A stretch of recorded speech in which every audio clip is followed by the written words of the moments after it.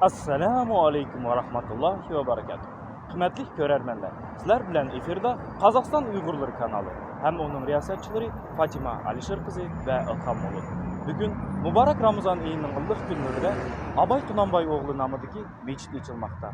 Mezkur meçit haqiqiy maharat bilen orunlanıp bir dıllı özgü jalip kıldı. Ассаламу алейкум ва рахматуллахи ва баракатуху, дорогие зрители. В эфире канал «Казахстан Уйгурлары». И с вами его ведущие Ильхам Молот и Фатима Алишер Кызы.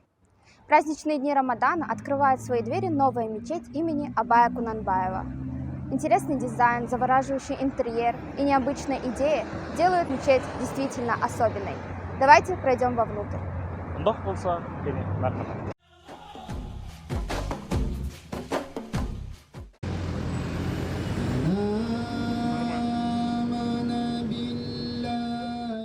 В мечети душа человека находит покой от беспрерывной мирской суеты. Пророк Мухаммад, саллаллаху алейхи вассалям, говорил: мечети – дома богобоязненных, и Аллах берет на себя заботу о душах и комфорте тех, для которых мечети стали домами. Также Аллах разрешит переход через мост Сират и обеспечит спасение от огня ада.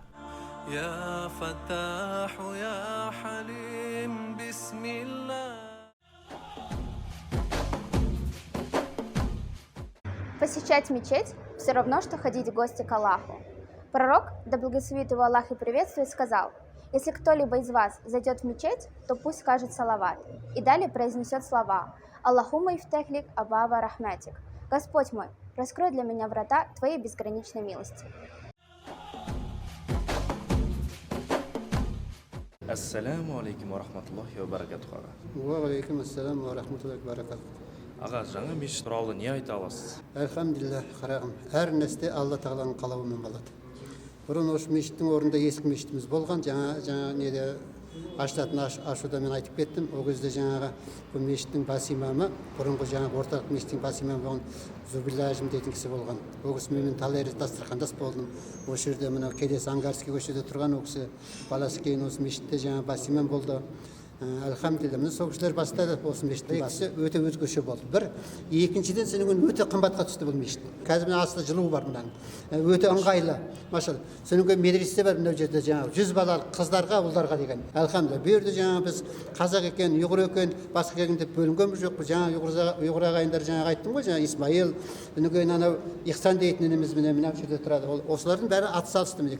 Көмектесті, жүгіріп жүрді, міне соның арқасында осы мешіт бітті. Машалла, машалла. Аға, енді осы ораза айында ораза ұстаған адамдарға, осы құрметті жамағатқа айтатын құттықтау сөздеріңіз болса? Әлхамдулилlah. Мынау енді көпшілігі ойлайды жаңағы мұсылманмын деп жүре береді. Ол дұрыс емес. Ең бірінші біз намаздан сұралады екен. Егер де намазың жоқ болса, ол қиын әңгіме болады екен. Кім-кім 5 уақыт намаз оқитын болса, Алла тағала айтады: ол адаммен мен уайым қайғыны алып қоямын дейді. Ораза айында әлхамдулилlah ораза ұстап жатырмыз. Бұл оразаның сыйын Алла тағала мен өзім беремін деген. Мынау енді ораза айындағы мұсылман қауымның ұстаған оразасы қабыл болсын деп, жаңғыз біздікі емес, дүние жүзіндегі мұсылман қауымның оразасы қабыл болсын. Оның ішінде Қазақстан мұсылмандарының оразасы қабыл болсын деймін. Мен басында жаңа намазға келген кезде осы мына Уйғурский көше болатын, сол жерде тұратынмын. Намазға келмей жүргенде осы жерде ұйғыр ағайындар, шалдар айтатын: "Ей, тұрсын, жүрсеңші ба?" Неге дегенде мен ұялып жаңа үйге кіріп кететін едім мысалы. Содан кейін жаңа бір күні бір шал айтты: "Олай болмай, сен барсаң, сен үйренесің" деп. Содан әлхамдулилlah мінекей осы жаңа ағайындардың, көршілердің арқасында осы намазхан болдық. Peygamberimiz Muhammed sallallahu aleyhi ve sellem aytgandek, mechittin chiqar oldida Allohumma as'aluka min fadlik deb chiqish hojat degan.